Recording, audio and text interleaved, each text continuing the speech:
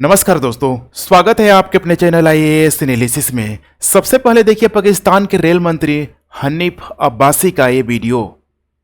उन्होंने कह दिया ना कि अगर हमारा पानी बंद करेंगे तो फिर जंग के लिए तैयार हो जाएं।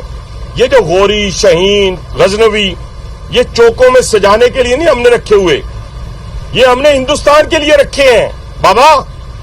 ये जो 130 एटॉमिक हमारे पास वेपन है वो हमने सिर्फ मॉडल बनाने के लिए नहीं रखे हुए, और आपको पता ही नहीं कि हमने पाकिस्तान के किस किस हिस्से में रखे हुए हैं। ये दुनिया भी जानती है, आप भी जानते हैं, वरना आप तो इतने मक्कार बनिए हैं कि अभी तक पाकिस्तान के ऊपर कई दफा हमलावर हो चुके होते। आपने बड़ी दफा कोशिश की, लेकिन जब आपको पता चला कि हमारे शाहीन जो है फिजाओं में आ गए हैं तो आप भाग गए।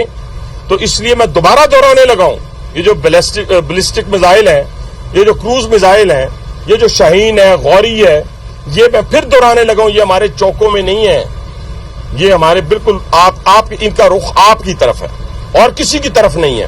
तो इसलिए ये सोचना भी ना कि आप पाकिस्तान की हदूद को क्रॉस करोगे, अगर सोचोगे भी तो उसका मैं आप लोगों को पहले ही बता दूं, पाकिस्तानी मंत्रियों के द्वारा ऐसी गीदड़ भभकी कितने बार आएगी, अभी तो यह शुरुआत है। लेकिन जवाब में इंडियन नेवी ने अरेबियन सी में जबरदस्त शक्ति प्रदर्शन करते हुए पाकिस्तान को खुली चुनौती देते हुए एंटी शिप और एंटी सरफेस मिसाइल फायरिंग की है। यहाँ देख सकते हैं इंडिया के लिए कितना प्राउड मोमेंट है।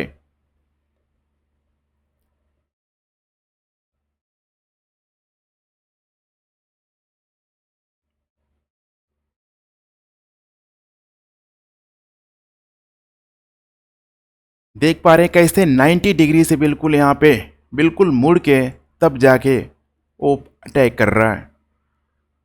यहाँ पे इसके अलावा देख पा रहे हैं इंडियन नेवी ने एक्स पर पोस्ट लिखा है, mission ready any time anywhere any how. Indian navy किसी भी समय कहीं भी किसी भी तरह से राष्ट्र के समुद्री हितों की रक्षा करने के लिए तैयार है। तो चलिए टॉपिक को एक बार फिर से हम लोग शुरू से शुरू करते हैं ताकि आप लोग इन सारे डायमेंशन को विस्तार से समझ पाएंगे। यकीन मानिए नाकाबंदी का पाकिस्तान पर जो प्रभाव पड़ने वाला है, 15 से 21 दिनों के अंदर पाकिस्तान घुटने टेक सकता है। नए लोग हैं तो चैनल को सब्सक्राइब जरूर कर लीजिए। इंडियन नेवी की खुली चुनौती। पहलगाम आतंकी हमले के बाद इंडियन नेवी ने अरेबियन सी में मीडियम और लॉन्ग डिस्टेंस वाले मिसाइल और एंटी मिसाइल का परीक्षण किया। यूं कहे तो पाकिस्तान को धमकाया गया। सबसे पहले 24 अप्रैल 2025 को नवीनतम स्वदेशी जो आईएनएस सूरत ने समुद्र में लक्ष्य को सटीकतापूर्वक सफल परीक्षण किया, जिसमें मध्यम दूरी की सतह से हवा में मार करने वाली मिसाइल, जिसको medium range surface to air missile भी बोला जाता है, उसका सफल परीक्षण किया गया, या फिर पाकिस्तान को एक तरीके से दिखाया गया, शक्ति प्रदर्शन किया गया। दोबारा 27 अप्रैल 2025 को एंटी शिप मिसाइलों के कई सारे सफल प्रशिक्षण किए गए। इसमें कोलकाता क्लास के विध्वंसक, नीलगिरी और किरवाक श्रेणी के फ्रिगेट भी शामिल थे। इसके अलावा देखा जाए तो इसमें ब्रह्मोस एंटी शिप, जो कि पाकिस्तान इससे बहुत ज़्यादा डरता है। इसके अलावा एंटी सरफेस क्रूज मिसाइलें सब यहाँ पे शामिल थी। इन परीक्षणों का जो उद्देश्य था, लॉन्ग डिस्टेंस तक सटीक हमला करने की क्षमता को प्रमाणित करना था। इसके अलावा नेवी ने शिप डिस्ट्रॉयर एक्सरसाइज भी किए ताकि दुश्मनों के जहाज़ों को आसानी से टारगेट किया जा सके। इसके अलावा एक बड़ा जो चेंज हुआ है आईएनएस विक्रांत की तैनाती को लेके। देखा जाए तो आईएनएस विक्रांत है, इसके अलावा आईएनएस विक्रमादित्य, भारत के आन बान और शान, ऐसे दो कैरियर एयरक्राफ्ट आईएनएस विक्रमादित्य और विक्रांत 2025 में देखा जाए तो मॉडर्न इक्विपमेंट से पूरी तरीके से लैस है, जो पाकिस्तान के एक झटके में घुटने पे ला सकते हैं। इससे पाकिस्तान बहुत डरता है और डरना भी चाहिए, क्योंकि भारत ने इसे बनाने के लिए, खासकर आईएनएस विक्रांत को बनाने के लिए 2000 करोड़ रुपए से अधिक खर्च किया हुआ है। आईएनएस विक्रांत का जो फ्लाइट जो डेक है, अगर इसकी हम लोग दूरी की बात करें, या फिर कह सकते हैं कि ये डबल ग्राउंड, ठीक है, जो फुटबॉल का मैदान होता है, उसमें पूरी तरीके से समा सकता है। पूरे एरिया में एक छोटा मोटा गांव भी बस सकता है। नेवी ने अपने स्वदेशी एयरक्राफ्ट कैरियर आईएनएस विक्रांत को बे ऑफ बंगाल से अरेबियन सी में करवार तट अर्थात कर्नाटक में तैनात किया हुआ है। जैसे कि ये पूरी तरीके से बचा हुआ है कि जो आईएनएस विक्रमादित्य है ये अरेबियन सी में पूरा का पूरा जहाज़ों के जखीरा के साथ रहेगा, या फिर कह सकते हैं जो भी जहाज़ों का जखीरा होगा इसके साथ रहेगा। वैसे ही आईएनएस विक्रांत को इधर बे ऑफ बंगाल में लगाया गया है। लेकिन अभी जिस तरीके से टेंस माहौल चल रहा है, आईएनएस विक्रांत को बे ऑफ बंगाल से इधर अरेबियन सी के तरफ लाया गया है। यहाँ पे दोनों में आप कंपैरिजन करके देख सकते हैं, दोनों ही बहुत ही शानदार, मतलब भारत के लिए एक बहुत बड़ा अचीवमेंट है इस तरीके का एयरक्राफ्ट कैरियर बनाना। 2013 में शामिल हुआ था, 2022 में। अभी इसमें सबसे बड़ा जो अपडेट है 2025 तक इसमें जितने भी सारे हथियार है, जो भी इक्विपमेंट्स है, सब यहाँ पे मॉडर्न तकनीकों से पूरी तरीके से लैस हैं। इसमें देख पा रहे हैं रणनीतिक जो भूमिका है पश्चिमी बेड़े लंबी दूरी के अभियान के लिए, वहीं आईएनएस जो विक्रांत का है पूर्वी बेड़े क्षेत्रीय प्रभुत्व के लिए। इसमें मैं एक डिटेल वीडियो आप लोगों को बनाऊंगा, पूरा मैं आप लोगों को समझाऊंगा। अब आइए बात करते हैं निगरानी और युद्धाभ्यास। चूंकि अभी मामला तो कंप्लीट नहीं हुआ है, नेवी ने अरेबियन सी में P-8I जिसको पोसाइडन विमान यहाँ पे बोला जाता है, इसको भी तैनात किया गया है, जो समुद्री गतिविधि और पाकिस्तानी नौसेना की हरकतों पर मतलब देखा जाए तो 24 आवर यहाँ पे नज़र रखा जा रहा है। इसके अलावा बहुत सारे यहाँ पे देख पा रहे हैं विध्वंसक मिसाइल, डिस्ट्रॉयर मिसाइल और फ्रीगट की तैनाती भी बढ़ा दी गई। देख पा रहे हैं यही होता है फ्रीगट, और ये है यहाँ पे पोसाइडन जो विमान होता है, यहाँ पे है फ्रीगट। फ्रीगट का मतलब क्या होता है? देखिए, फ्रीगट एक मध्यम आकार का वारशिप होता है जो आमतौर पर तेज गति और गतिशीलता के लिए इसको डिजाइन किया जाता है। इसका स्पीड बाकी अन्य वारशिप के कंपैरिजन में या फिर बाकी अन्य जहाज़ों के कंपैरिजन में काफ़ी तेज होता है। नेक्स्ट बात करते हैं यहाँ पे अरेबियन सी में नो फ्लाई जोन, पाक की घबराहट। क्योंकि ये सारी एक्टिविटी को देखते हुए पाकिस्तान पूरी तरीके से यहाँ पे डर गया। बताया जा रहा है कि पाकिस्तान ने अरेबियन सी के कुछ हिस्सों में नो फ्लाई जोन यहाँ पे घोषित कर दिया है और अपने समुद्री नाविकों को उस क्षेत्र में दूर रहने की चेतावनी भी जारी की है। इससे साफ है कि पाकिस्तान इस युद्ध अभ्यास से पूरी तरीके से घबरा गया है। घबराना भी चाहिए। पाकिस्तानी सेना को हाई अलर्ट पर रखा गया है और सीमाओं पर सुरक्षा बढ़ा दी गई है। अब आइए बात करते हैं भारत वर्सेस पाकिस्तान की नौसैनिक ताकत की तुलना। देखिए, इसमें एक अहम रोल प्ले करेगा स्पेस टेक्नोलॉजी। अगर हम लोग यहाँ पे स्पेस टेक्नोलॉजी की बात करें तो भारत के पास अपना देखिए जीपीएस नाविक है, जिसके कारण हिंद ओशियन देख पा रहे हैं यहाँ पे, मतलब दो तरीके का आपको इसमें सैटेलाइट देखने के लिए मिल जाएगा। पूरी तरीके से एक जियो सिंक्रोनस में, इसके अलावा एक जियो स्टेशनरी पे है जो पूरे के पूरे हिंद ओशियन के साथ साथ एशिया के बड़े भाग तक रियल टाइम डेटा प्रोवाइड करता है। इसको भारत आसानी से एक्सेस कर सकता है। कारगिल युद्ध में यही नहीं था, पाकिस्तान हमको नहीं दिया, उसमें पाकिस्तान का जो पूरा का पूरा ठीक है प्रो जो पाकिस्तान था चल रहा था, मतलब अमेरिका को लेकर मैं बात कर रहा हूँ, अमेरिका ने उसमें भारत को प्रोवाइड नहीं किया। इसके अलावा देखा जाए तो इसरो ने हाल ही में एक स्पाई सैटेलाइट तैयार किया है जो भारत की सीमाओं पर हर मौसम की यहाँ पे निगरानी रखेगा। इसे रडार इमेजिंग सैटेलाइट भी कहा जाता है। वैसे इसका नाम देख पा रहे हैं EOS है, 09 है। इसको भारत की तीसरी आंख भी कहा जाता है। अभी हाल ही में देखेंगे यहाँ पे तो इसको लॉन्च किया गया, आई थिंक ठीक है जस्ट 2-3 दिन पहले ही इसको यहाँ पे लॉन्च किया गया है। क्यों लॉन्च किया गया है बताने की ज़रूरत नहीं है, पूरी की पूरी फुल प्लानिंग है। इसके अलावा अगर हम लोग बात करें पाकिस्तान के पास देखिए स्पेस टेक्नोलॉजी में लगभग कुछ नहीं है। चीन के पास है बेइदो नेविगेशन सैटेलाइट सिस्टम, लेकिन उसे अपने आकाश से मांगना पड़ेगा। अब आइए बात करते हैं हम लोग यहाँ पे भारत की नौसेना एक ब्लू वाटर नेवी है। ब्लू वाटर नेवी याद करिए, पुर्तगीज वगैरह आप लोगों ने जरूर पढ़ा होगा। ब्लू वाटर पॉलिसी कैसे लगाया था, पूरे हिंद ओशियन में एक छत्र यहाँ पे राज किया था।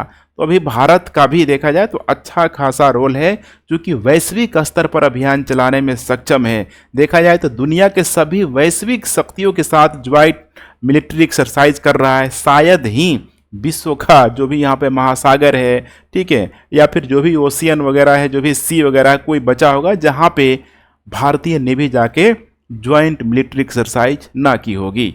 इसके अलावा पाकिस्तान की अगर हम लोग बात करें तो पाकिस्तान की जो नेवी एक देखिए ग्रीन वाटर यहाँ पे नेवी है, जो मुख्य रूप से तटीय रक्षा तक सीमित है, अर्थात एक तालाब है उसी तालाब के अंदर पूरी तरीके से सीमित रहना है। उनकी जो नेवी है कहीं से भी यह देखा जाए तो भारत के टक सामने नहीं टिकती है।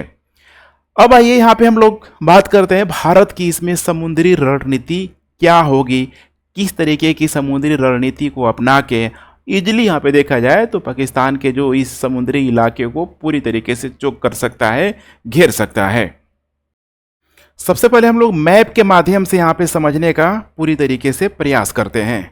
देखिए जो पाकिस्तान की जो अर्थव्यवस्था और सैन्य शक्ति समुद्री व्यापार पर बहुत हद तक निर्भर है। पाकिस्तान की जो तटीय रेखा है, अगर हम लोग यहाँ पे बात करें, इसे मैं थोड़ा छोटा करने का प्रयास करता हूँ। ये है कराची, पूरा कराची जो एयरपोर्ट है। अभी आप लोगों को सारा चीज़ पूरी तरीके से क्रिस्टल क्लियर यहाँ पे हो जाएगा, देख पा रहे हैं यहाँ पे। अगर हम लोग ये पूरा डिस्टेंस की अगर हम लोग बात करें तटीय रेखा का, तो लगभग 1040 किलोमीटर लंबी है, जो अरेबियन सी तक पूरा ये एरिया यहाँ पे सीमित है। इसे मैं थोड़ा सीधा कर देता हूँ।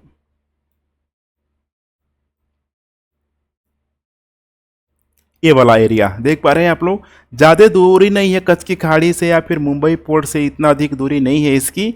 और इसके अलावा देखा जाए तो अब इसके पास अर्थात पाकिस्तान के पास कोई दूसरी समुद्री रास्ता नहीं है जिससे इसे नाकाबंदी के लिए यहाँ पे आसान लक्ष्य बनाया जा सकता है। ताकि अब यहाँ पे देखा जाए तो ठीक है, इजली इसका नाकाबंदी यहाँ पे किया जा सकता है, इसको यहाँ पे पूरी तरीके से चोक भी यहाँ पे किया जा सकता है। क्यों? ताकि जो भी इसका व्यापार है खासकर तेल को लेके या फिर उसकी जो अन्य जरूरी जो सामान की जो आपूर्ति पूरी तरीके से यहाँ पे रुक जाए या फिर रोका जा सकता है। जैसे कि 1971 में ऑलरेडी इंडियन नेवी ने कराची बंदरगाह पर हमला करके पाकिस्तान को भारी नुकसान पहुंचाया था। अब आइए हम लोग देखते हैं यहाँ पे पाकिस्तानी कराची पोर्ट की। अभी मैंने आप लोगों को दिखाया था, तो देखिए यहाँ पे ये जो कराची पोर्ट आप लोगों को यहाँ पे दिखाई दे रहा है, यह पाकिस्तान का मोस्ट इम्पोर्टेंट पोर्ट है। यहाँ से लगभग 70% व्यापार और 80% से अधिक तेल और पेट्रोलियम इंपोर्ट किया जाता है। इसके अलावा एक और पोर्ट बनाया गया है, ग्वादर पोर्ट। इससे तो आप लोग भली भांति परिचित होंगे। यह एक नया पोर्ट है जो चीन की मदद से बनाया गया है, अभी अंडर कंस्ट्रक्टेड है, लेकिन अभी भी ये पूरी तरीके से वर्किंग में नहीं है सारा। इसे चीन पाकिस्तानी क्या बोलते हैं, इसे चीन पाकिस्तान आर्थिक गलियारे का इसको यहाँ पे हर्ट भी बोला जाता है, चाइना पाकिस्तान जो इकोनॉमिक कॉरिडोर का। तो इन सारी चीज़ों को आप लोग देख पा रहे हैं कि यहाँ पे भारत किस तरीके से पूरे के पूरे इस इलाके को अगर चोक कर दे, बंद कर दे, तो भारत एक अच्छा खासा बढ़त की स्थिति में रहेगा पूरा एरिया। और इन्हीं सारे जगहों पे यहाँ पे देखा जाए तो पूरी तरीके से मिलिट्री एक्सरसाइज भारत के द्वारा किया जा रहा है। नेक्स्ट अब बात करते हैं कि अब नाकाबंदी की रणनीति क्या होगी, ब्लॉकेड स्ट्रेटजी क्या होगी। तो देखिए इंडियन जो नेवी है नाकाबंदी की जो रणनीति है 4 प्रमुख तरीके से यहाँ पे कर सकती है। जैसे नंबर 1 है यहाँ पे तत्काल नाकाबंदी। युद्ध शुरू होते ही जो भी इनका कराची पोर्ट वगैरह है, ग्वादर बंदरगाह को पूरी तरीके से बंद कर दिया जाए। इंडियन नेवी चोक पॉइंट्स बना सकती है ताकि कोई जहाज इन बंदरगाहों तक ना पहुंच सके। इसके अलावा पनडुब्बी तैनाती भी कर सकती है। इसमें कलवरी क्लास और बहुत सारी पनडुब्बियां है भारत के पास, कराची और ग्वादर के बाहर तैनात रहेंगी, बिल्कुल ही प्रहरी की तरह। हर आने वाले जहाज की मतलब जो भी जहाज आ रहा है जा रहा है उसकी निगरानी करेगी और पूरी तरीके से रेकी भी कर सकेगी। इसके अलावा है हवाई नियंत्रण, कैरियर स्ट्राइक जो ग्रुप है, एयरक्राफ्ट कैरियर, खासकर इसमें डिस्ट्रॉयर, फ्रीगेट वगैरह भी इसमें शामिल कर सकता है। इसके साथ पूरी तरीके से हवाई कंट्रोल किया जा सकता है। MiG-29 के भारत के पास अच्छा खासा खतरनाक ठीक है फाइटर जेट के रूप में मौजूद है, जो पाकिस्तान के जो भी यहाँ पे तटीय रडार वगैरह है, जहाज वगैरह को आसानी से डिस्ट्रॉय कर सकता है। अब नेक्स्ट बात करते हैं यहाँ पे समुद्री माइन। ठीक है, समुद्र में माइंस बिछाकर पाकिस्तानी नेवी और मर्चेंट शिप की आवाजाही को रोक दिया जा सकता है। इसके अलावा देखा जाए तो इंडियन नेवी बहरीन और जो भी यहाँ पे पर्सियन जो गल्फ है देख पा रहे हैं, बहरीन से लेके इधर जिबूती तक पूरा का पूरा जो अपने पोसाइडन गश्ती विमानों से निगरानी करेगी ताकि कोई भी जहाज पाकिस्तान की ओर जाने ना पाए। ऐसा मैं हवाई बातें नहीं कर रहा हूँ, पहले भी भारत इस तरह की रणनीति का सफलतापूर्वक प्रयोग कर सकता है, जैसे कि मतलब कर चुका है 1971 का जैसे भारत पाकिस्तान युद्ध ऑपरेशन ट्राइडेंट शुरू किया गया था, 4 से 5 दिसंबर के बीच किया गया था। इसमें इंडियन नेवी ने कराची बंदरगाह पर मिसाइल से यहाँ पे हमला किया था, जिससे तेल भंडारण में भयंकर आग लग गई थी। दूसरा यहाँ पे ऑपरेशन पाइथन चलाया हुआ था 8 से 9 दिसंबर के बीच। कराची का सी ट्रांसपोर्टेशन पूरी तरीके से बंद हो गया था।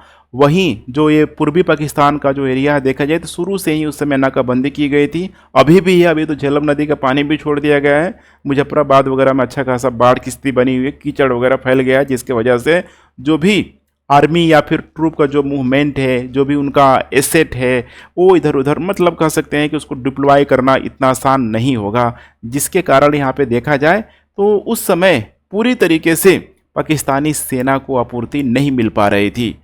1999 में देखेंगे तो कारगिल युद्ध के दौरान यहाँ पे ऑपरेशन तलवार चलाया गया था। इसके माध्यम से भारत ने कराची के पास अपनी मजबूत नौसैनिक उपस्थिति दिखाई थी, जो एक चेतावनी थी कि वह नाकाबंदी लागू कर सकता है।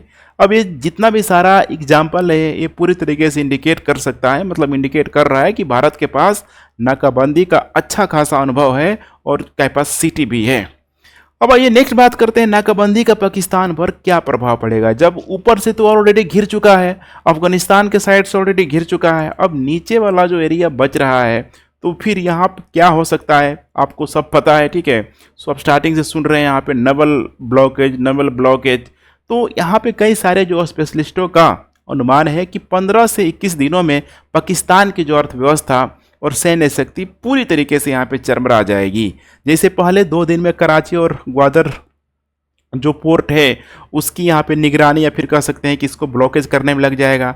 3 से 7 दिन के अंदर अगर इसको ब्लॉकेज कर दिया जाए तो पाकिस्तान में ईंधन की कमी हो जाएगी। राशनिंग कीमत ऑलरेडी आटा वहाँ इतना महंगा है, बताने की ज़रूरत नहीं है, कीमतों में उछाल हो जाएगी। 8 से 15 दिन के भीतर सैन्य और नागरिक आपूर्ति पूरी तरीके से उनकी मतलब डिस्ट्रॉय हो जाएगी, ठीक है, अशांति शुरू हो जाएगी। और 15 से 21 दिन के अंदर तेल भंडार उनका खत्म हो जाएगा। ऐसे भी 10-15 दिन का है उनके पास, ज़्यादा रिजर्वायर यहाँ पे नहीं रहता है। आर्थिक पतन शुरू हो जाएगा, सैन्य और नागरिक संकट यहाँ पे शुरू हो जाएगा। और ऐसे में अब होगा क्या, पाकिस्तान में दंगा फसाद शुरू हो जाएगा, राजनीतिक अस्थिरता यहाँ पे शुरू हो जाएगी। ऐसे ही देखा जाए तो इमरान खान की पार्टी अच्छा खासा, ठीक है, विपक्ष का रोल प्ले कर ही रही है। इसके अलावा वहाँ पे इमरजेंसी की घोषणा तक हो सकती है। अब यही है इंडियन नेवी की ताकत, बिल्कुल एक साइलेंट किलर की तरह जो बिना गोली चलाए पाकिस्तान को पूरी तरीके से तबाह कर सकती है, घुटने तक ला सकती है, उसकी जगह दिखा सकती है। अब यहाँ पे ऐसा नहीं है कि पाकिस्तान कोई कार्रवाई नहीं करेगा, चुपचाप बैठ के देखेगा। पाकिस्तान के जवाबी विकल्प है देखिए बहुत ही सीमित है पाकिस्तान के पास, ठीक है। नाकाबंदी तोड़ने के लिए या फिर इसका सामना करने के लिए ज़्यादा विकल्प नहीं है। जैसे कि चीन द्वारा मदद, नंबर 1 उसका दोस्त तो अभी के समय में यही है। देखिए चीन क्या कर सकता है, तो ग्वादर पोर्ट अभी इसने डेवलप किया है। इस इलाके से जो ये देख रहे हैं ऊपर काराकोरम हाईवे के माध्यम से चीन से सीमित तेल की आपूर्ति हो सकती है, क्योंकि कोई पाइपलाइन नहीं है। और ऐसे में जब कोई पाइपलाइन नहीं है तो ट्रकों से तेल चीन तो भर के भेजेगा नहीं। पता चला कि ऑलरेडी, ठीक है, ट्रक बम ही बन जाएगा, इंडियन एयरफोर्स मारेगा, एक मिसाइल पूरी तरीके से तबाह हो जाएगा, ठीक है। तो इंडियन फोर्स यहाँ पे देखेंगे, खासकर इंडियन जो एयरफोर्स है काराकोरम हाईवे को निशाना बनाकर इनकी आपूर्ति को बाधित कर सकती है। इसके अलावा इधर जब आया जाएगा ना, इधर देख रहे बलूचिस्तान, ऐसे ही यहाँ पे बलूच लोग ऐसे ही चीनियों के नाक में दम करके रखा है, कितने सारे, ठीक है, इंजीनियरों की ये सब हत्या तक कर चुका है।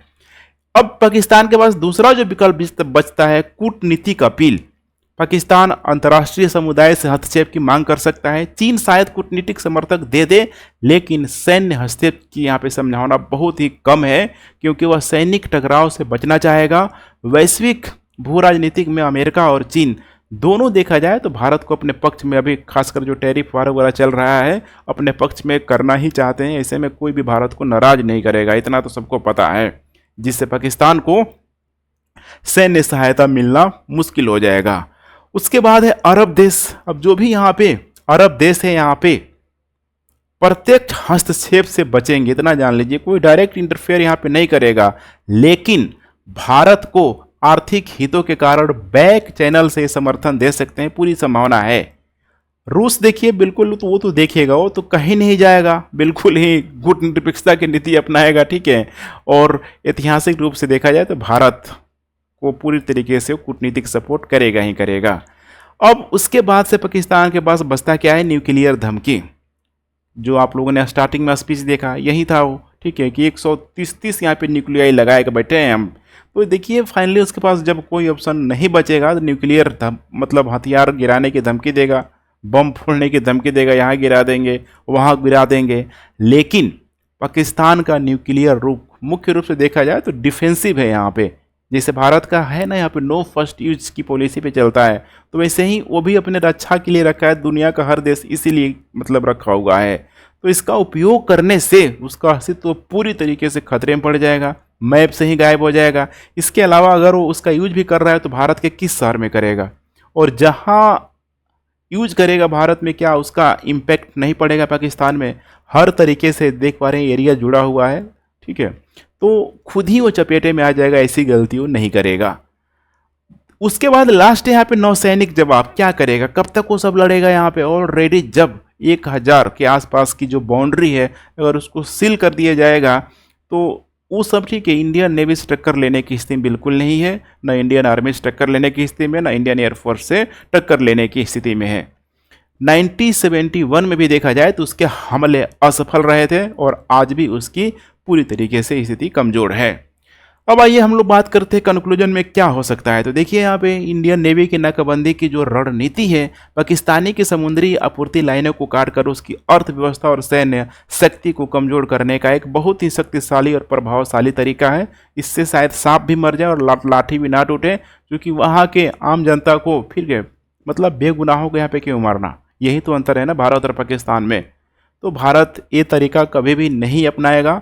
हाँ, लेकिन लास्टली देखिए कोई भी देश अपने सोवरेनिटी के लिए बार बार कोई अगर उसको डिस्टर्ब कर रहा है तो किसी भी हद तक जा सकता है। युद्ध को जितना हो सके टाला जाना ही सबसे ज़्यादा अच्छा विकल्प है। देखा जाए तो यह न केवल एक सैन्य कदम है बल्कि एक रणनीतिक ट्रम्प कार्ड है। ट्रम्प वैसे भी भारत के साथ है, जो पाकिस्तान को आत्मसमर्पण या युद्ध विराम के लिए यहाँ पे मजबूर कर सकता है। इतिहास और भूगोल दोनों ही दृष्टिकोण से देखा जाए तो अभी जो सिचुएशन है वो सारा का सारा भारत के फेवर में है। पाकिस्तान को भी ये सारी बातें भली भांति पता है, इसीलिए वह नाकाबंदी लागू होने से पहले युद्ध को कूटनीतिक तरीके से रोकने या अंतर्राष्ट्रीय हस्तक्षेप की कोशिश करेगा ही करेगा। फाइनली आप लोगों की क्या ओपिनियन है कमेंट में ज़रूर बताएं। Thanks for watching. जय हिंद।